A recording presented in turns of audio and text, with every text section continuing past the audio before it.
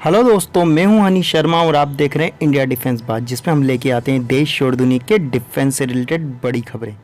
तो चलिए जान लेते हैं। जम्मू के अंदर वाक़या पेश आया है।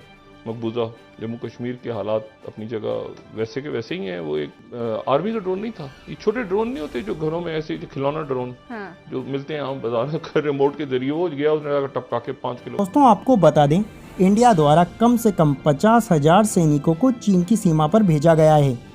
दोस्तों भारत ने पिछले कुछ महीनों में चीनी सीमा से सटे 3 अलग अलग इलाकों में सैन्य टुकड़ियों और युद्धक विमानों को तैनात किया है। इस तरह भारत अब चीन की सीमा पर नज़र रखने के लिए करीब 2 लाख सैनिकों को तैनात कर चुका है, जो कि पिछले साल के मुकाबले 40% तक ज़्यादा हैं। हालांकि भारतीय सेना और प्रधानमंत्री कार्यालय या यूँ कहें पीएमओ ने इस बात की पुष्टि नहीं की है।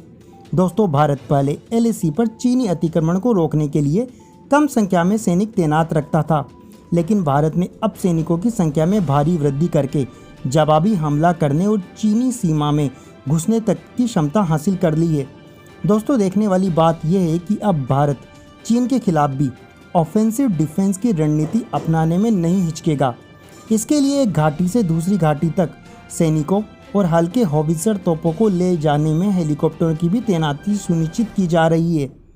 हालांकि दोस्तों ये स्पष्ट नहीं है कि चीन ने भारतीय सीमा पर कितने सैनिक तैनात कर रखे हैं, लेकिन भारत इस बात से जरूर अवगत है कि पीपुल्स लिबरेशन आर्मी या यूँ कहें पीएलए ने तिब्बत से सैनिकों को हाल ही में सिंजियांग मिलिट्री कमांड लाया है। दोस्तों ये वही कमांड है जो भारत के साथ विवाद वाले इलाकों की पेट्रोलिंग की देखरेख करता है। चीन अभी फाइटर प्लेन को रखने के लिए नए रनवे बिल्डिंग, बम प्रूफ बंकर के अलावा तिब्बत में विवादित सीमा के आसपास नए एयरफील्ड भी बना रहा है। वहीं चीन लंबी दूरी तक मार करने में सक्षम हथियार, टैंक, रॉकेट रेजिमेंट और 2 इंजन वाले फाइटर जेट भी तैनात करने में जुटा है। पर दोस्तों चीन की तरफ से भी वही प्रतिक्रिया आई है जो इंडिया की तरफ से थी। इससे जुड़े सवाल पर चीनी मीडिया और चीनी विदेश मंत्रालय ने कहा है कि इस तरह की अटकलों का अभी कोई जवाब नहीं है। दोस्तों अब बात करते हैं हमारी अगली खबर की। दोस्तों आतंकियों ने एक बार फिर से ड्रोन के जरिए सैन्य ठिकानों को निशाना बनाने की कोशिश की है। जम्मू में एयरफोर्स स्टेशन पर ड्रोन हमला करने के बाद आतंकियों ने अब मिलिट्री स्टेशन पर भी हमला करने की कोशिश की। जानकारी के मुताबिक जम्मू के कालूचक मिलिट्री स्टेशन पर तड़के 3 बजे एक ड्रोन देखा गया था। हालांकि सेना अलर्ट पर थी और ड्रोन दिखते ही सेना ने उस पर फायरिंग कर दी। आधिकारिक सूत्रों ने बताया है कि सोमवार रात में जम्मू के बाहरी इलाके में ब्रिगेड मुख्यालय पर एक संदिग्ध ड्रोन मंडराते हुए देखकर सेना के जवानों ने ड्रोन को नीचे लाने के लिए फायरिंग कर दी। फायरिंग के बाद ड्रोन गायब हो गया। फिलहाल सेना सर्च ऑपरेशन चलाकर ड्रोन की तलाश कर रही है। दोस्तों सैन्य स्टेशन के बाहर के पूरे इलाके की तुरंत घेराबंदी कर दी गई है और अंतिम रिपोर्ट मिलने तक बड़े पैमाने पर तलाशी अभियान जारी है। फिलहाल अभी तक जमीन पर कुछ भी आपत्तिजनक नहीं मिला है। दोस्तों अभी कल ही के दिन की बात है जब जम्मू एयरफोर्स स्टेशन पर रविवार देर रात 2 धमाके हुए थे। वायुसेना के मुताबिक दोनों ही धमाकों की इंटेंसिटी बहुत कम थी और पहला धमाका छत पर हुआ, इसलिए छत को नुकसान पहुंचा था, जबकि दूसरा धमाका खुली जगह पर हुआ था।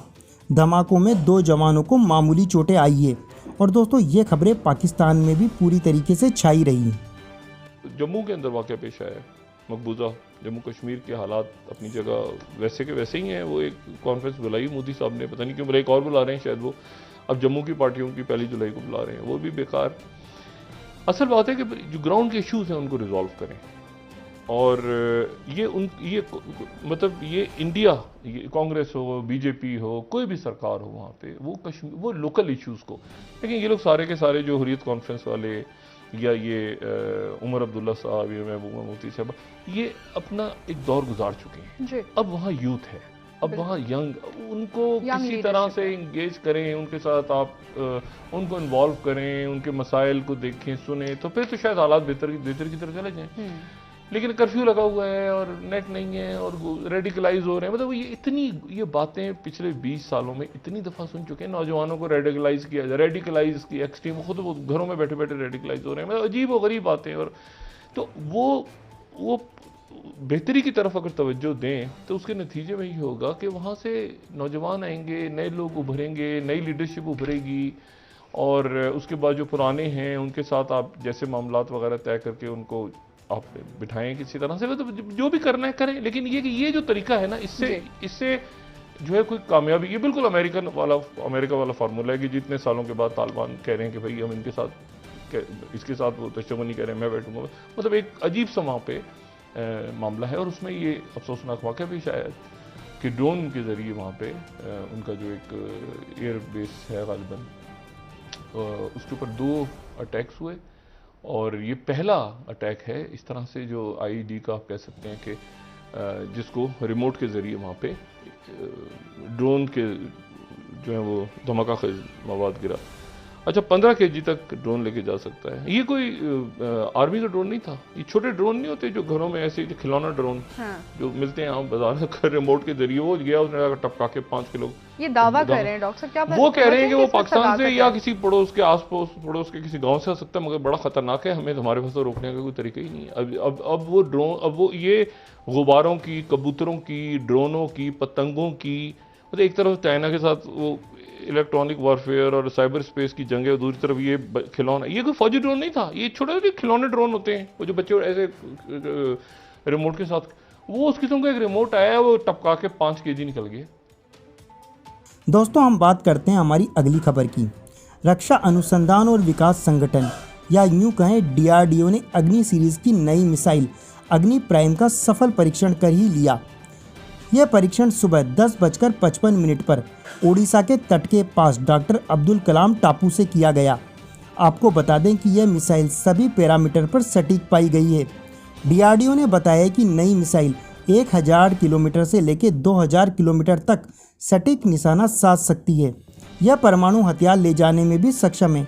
मिसाइल अग्नि 1 मिसाइल का एक उन्नत संस्करण है जो कि ज़्यादा हल्की और मोर पेलोड ले जाने में सक्षम है। साथ ही इसमें एडवांस सेंसर का यूज़ हुआ है जिससे कि इसकी क्षमताओं में काफ़ी ज़्यादा इजाफा हुआ है। दोस्तों, उड़ीसा के अब्दुल कलाम द्वीप से सुबह 10:55 पर एक मोबाइल लॉन्चर से अग्नि सीरीज की नई मिसाइल का प्रायोगिक परीक्षण किया गया। तट रेखा के साथ परिष्कृत अत्याधुनिक ट्रैकिंग रडार द्वारा इसके प्रक्षेप पथ की निगरानी की गई थी, जहां इस मिसाइल ने अपने टारगेट को 100% सटीकता से हिट किया। दोस्तों, उम्मीद करते हैं आपको ये वीडियो पसंद आया होगा। अगर यह वीडियो पसंद आया तो प्लीज़ वीडियो को लाइक करें और इस तरह के और वीडियो देखने के लिए हमारा चैनल सब्सक्राइब करें। तब तक के लिए जय हिंद, जय भारत।